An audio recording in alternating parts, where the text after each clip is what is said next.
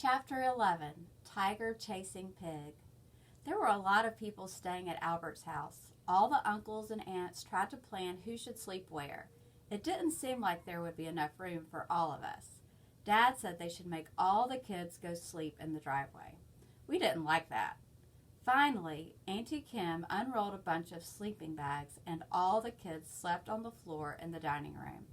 Lissy, Kiki, Cousin Jimmy, and I slept underneath the table. The next morning, when I opened my eyes, I saw a pair of gold embroidered slippers full of feet in front of my face. I sat up quickly and hit my head on the table. "Ouch," I said. "Careful," I heard Aunt Judy say. "You almost made the juice spill." I looked around and saw legs all around me, like prison bars. I heard glasses clinking and bowls moving overhead. I pushed through the 2 pairs of legs and crawled out from under the table. "Aren't you lucky?" Dad said. "You get to have breakfast in bed." "No, it's breakfast over bed," Lissy said, and everyone laughed. Mom got a chair for me and gave me a bowl of steaming rice porridge. She put some fried egg and my favorite, flaky, salty, dried pork on top of the bowl. As I bit my head to eat, I felt a sharp pain in my neck. "My neck hurts," I complained. "Oh, probably from sleeping on the floor," Mom said. "It'll go away." "Eh?" Grandma asked. Grandma and Grandpa didn't speak English that well, so sometimes they didn't know what we were talking about. Mom spoke to Grandma in Taiwanese, repeating what I had said. "Ah," Grandma nodded her head at me wisely. "I know. I fix." After breakfast, Grandma brought me into her room. She took out a small green silk box that had dragons embroidered on it. Was Grandma going to give me a necklace? That was the only thing that I could imagine would be in such a special box. But when she opened the box, there was only a bamboo paintbrush, the color of dried grass, and some dull black stones inside. Grandma rubbed the black stones with some water, and I could see they were making a deep black ink. Grandma motioned me over, turned me around, and pushed the back of my shirt collar down. Then she had me hold up my hair. "This is Tiger," Grandma said, and I felt the cool tip of the paintbrush touch the back of my neck like a wet butterfly wing. She made some quick movements, and I felt the paintbrush flutter. "This is Pig," she said. Then Grandma blew a soft breeze on my neck to help the paint dry. "Leave and Tiger will chase Pig," she told me. "Running will help Neck." What was she talking about, and what had she done? I went to the bathroom and stared. I had black marks, like leopard spots, painted on both sides of my neck. Would it wash off? I didn't dare do it right away. Grandma had said leave. But what if my skin got stained black with those marks? And what was it that she was saying about pigs and tigers running?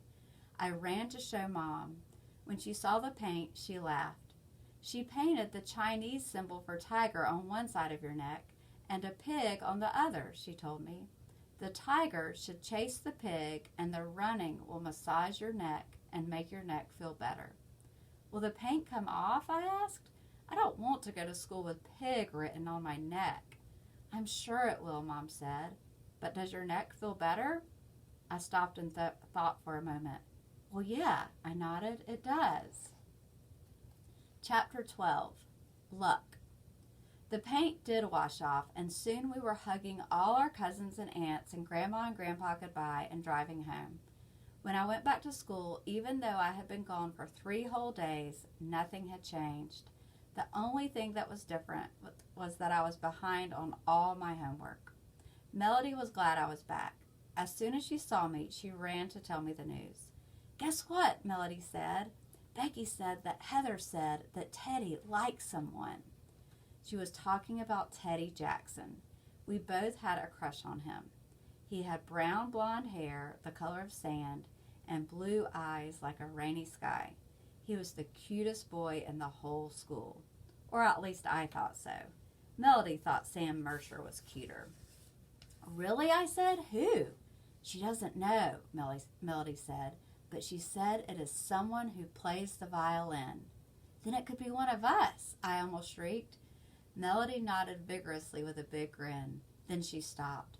"But there are lots of other girls who play the violin." I started to count. Emma Richards, Sophie Williams, Charlotte Fitzgerald, and then Melody and me. That was 5 girls. Which one of us did he like? Melody and I became spies. We watched Teddy talk to every girl and studied him. Every time he walked into the room, we noted what he did, what he said, and who he spoke to. Melody wrote everything down in her notebook. Today, Teddy talked to Emma 3 times, Charlotte 5 times, you 4 times, and me 6, Melody reported. He picked up Charlotte's pencil, he held the door for you, and he let me cut in front of him in the lunch line. What about Sophie? I asked. He never talks to Sophie, Melody said, or even looks at her. It's definitely not her. By Friday, Melody had filled her notebook. She came over to my house for dinner, and then we went over our Teddy notes. We had wonton soup, white silky dumplings swimming in a bamboo-colored broth, stir-fried green cabbage, white rice, and sticky red-brown spare ribs for dinner. I love spare ribs, I said, as Mom cleared the plates from the table. I almost didn't make these tonight. You were going to get leftovers, Mom told us. You're lucky. We're supposed to be lucky, Melody told me as we went upstairs to my room. We were both born in the year of the tiger, and tigers and dogs are friends, so the year of the dog is a lucky year for us. Do you think it'll be so lucky that Teddy Jackson likes one of us? I asked as we studied the notebook. It's either you or Charlotte, Melody said. He smiles at both of you equally. He talked to her 3 more times than he did to you, but he did sit next to you in art class. I thought about Charlotte. She had curly brown hair like a poodle and a freckled nose. She played violin better than I did. Maybe it's her, I said. But in art class, Teddy said his favorite color was black, Melody said, and you have black hair. Maybe it was me.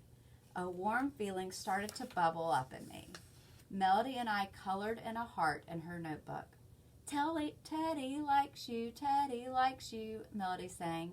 You're so lucky. Can I be a bridesmaid? Okay, I said.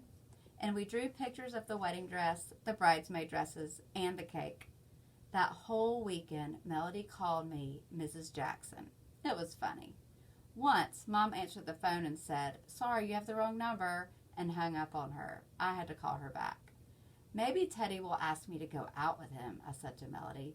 Maybe he'll ask me to eat lunch with him. Maybe, Melody said. Teddy and I could do a science fair project together, I said. But we were going to do a science fair project together, Melody said, and suddenly she didn't sound happy anymore. Well, all 3 of us can do it together, right? I said. Maybe, Melody said again. Then I remembered that Melody had liked Teddy too. Maybe she felt bad because Teddy liked me and not her. Maybe she felt unlucky. I didn't realize that my good luck would be her bad luck. I didn't know what to do. If Teddy became my boyfriend, what would I do? Would Melody be mad at me? Would we no longer be almost twins? I thought that maybe I shouldn't go out with Teddy, but he was so cute. The next day at school, I met Melody on the playground. Is Teddy here yet? I asked. Melody shrugged. I don't know. For the first time since we met, Melody and I didn't know what to say to each other. Melody kicked small stones in the dirt, and I watched them roll. Becky came running up to us. Hey, did you hear? Becky said. Teddy Jackson has a girlfriend. He does?